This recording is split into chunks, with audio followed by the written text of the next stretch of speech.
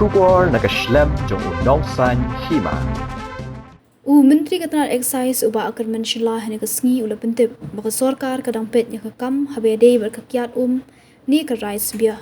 Ula ong baki breu jongi ki wanra ikan gamat ber Sorkar kadang Peit hakan ukalinti kumnu ban Ïarap yaki. Ula ong baka tenat kale tai sani bha halor kani bat ka Thrang ban Kyrshan yaki. Khnang ban kani ka Kyiad kan kiu tang ha jela henry hakiwe ki jelaru bat udan ka Kyrmen baka we kesngi ka kerteng jong ka Kyiad kan pau bha. Rice beer, as of now, is just a pilot project. We have not formed a policy yet on this, and it just a pilot project. Since the local are doing it, we really wants to look forward that in which way we could help them. So as of now, they are doing it just as a pilot project, and policy has not made when it comes to this. So we already had a discussion with the officers, and we are really keen to support them, if whichever way, so that this rice beer can carry on and then be introduced not only in Meghalaya, even outside of Meghalaya.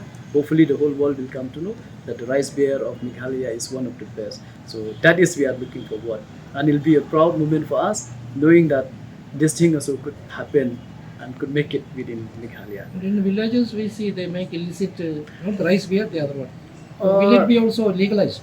No, actually that legalized in sense there are some part if you make it in air that is legal because that is a authorized place to make it within the capacity of it, not beyond that capacity. So if somebody practice it at their own house illegally without the proper documents, that is illegal actually. But till now we have not have that proper documents or proper policy on this. We had a discussion about this, a verbal discussion, where we are planning to make a policy for this and again for this rice beer together.